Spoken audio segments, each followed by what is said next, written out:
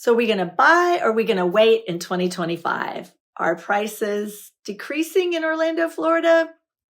Here in the Orlando area, we have the most buyer-friendly market that I've seen in a long time.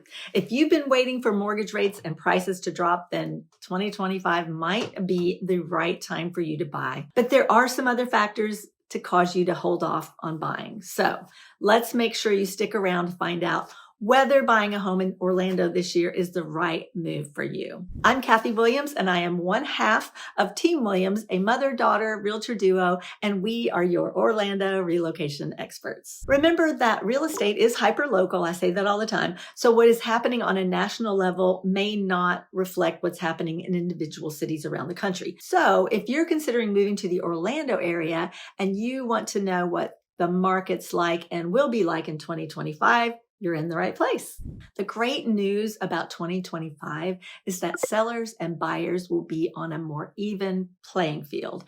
Over the past couple of years, there's been an increase of people who have the desire to sell their home and purchase a new one, but they've been waiting for the interest rates to drop. It's the golden handcuffs, they call it, because they love that low interest rates. But as more and more of these potential sellers are willing to sell their properties because they're tired of being in a house that's just not the right fit for them, well, then inventory will increase, and it's been increasing. I've been seeing it already where people bought their home during the pandemic and they're making the decision that the home is no longer meeting their needs. So as the supply of homes increases, the supply will continue to catch up with demand, making it a more balanced market, one where one side is not strongly favored over the other. By the way, before I reveal more info on the market, if you're interested in moving to Greater Orlando, I recommend downloading our Greater Orlando Relocation Guide. This is a great resource. We made it for you to just get more familiar with the Orlando area. So head on over to the description box to find the link to download that guide.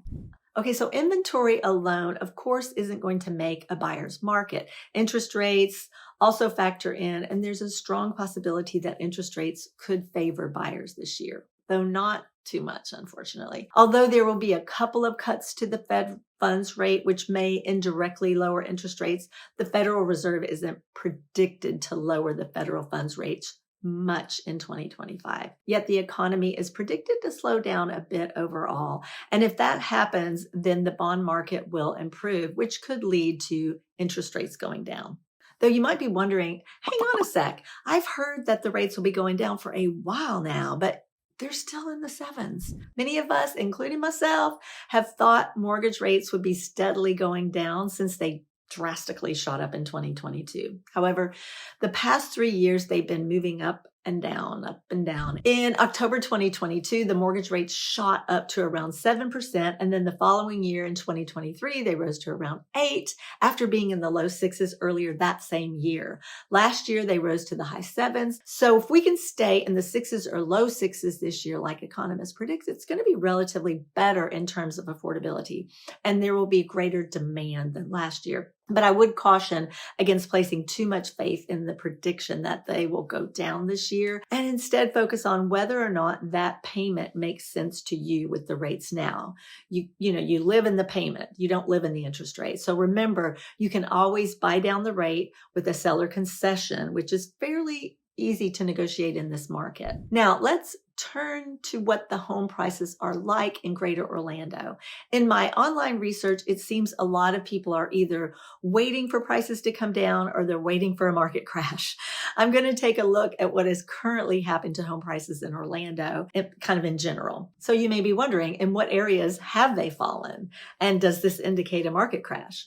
I'm going to be looking at the 3 counties that make up Greater Orlando because even markets side by side can be different. There are basically 3 counties that make up Greater Orlando: Osceola, Seminole, and Orange County. First, let's look at Osceola County. Year over year, the prices have actually gone down a little for single family homes if we're comparing this year to last year. There's a 2 to 3% decrease in the median sale price in Osceola County.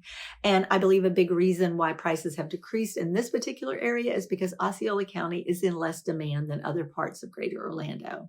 But this also means if you're trying to find friendlier prices in Greater Orlando, then places like Davenport and Kissimmee will potentially have greater options for you. As for Seminole County and Orange County, the prices are still holding well, with Orange County leading in price growth. Again, this goes back to demand and supply for these areas. So demand is still outweighing supply somewhat in these areas. So although sellers might be making price cuts individually, we have not seen a decrease in the median sale price year over year overall. Wintertime is typically a time where we see less buying activity, but as buyers enter the market for the spring, we'll probably see home prices continue to hold well, especially if interest rates drop. If mortgage rates drop below 6.5%, the income required to qualify for a median priced home will fall. If rates stabilize at around 6%, many more households will be able to afford median priced homes again, compared to the current situation with rates around 7%.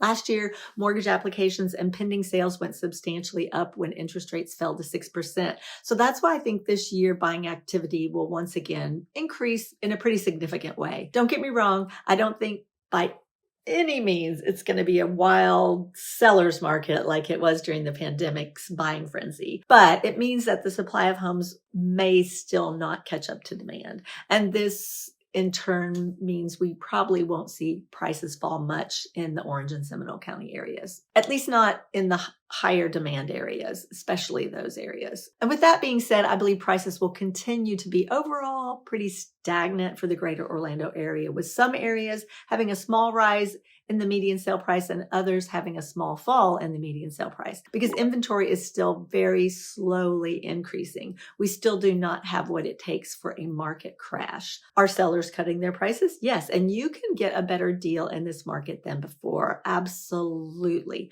But we simply do not have the amount of homes available on the market to cause a market crash. So if you have been waiting for prices to stabilize, now is your chance to make a move. But I want to emphasize that there are factors to consider other than the market. There's, of course, the question of whether the monthly payment makes sense to you with the current rates, and also your long-term goals. If you're interested in moving to the greater Orlando area, I would love to chat with you more.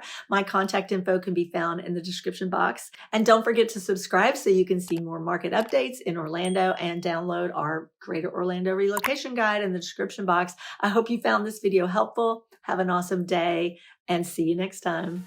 Bye-bye now.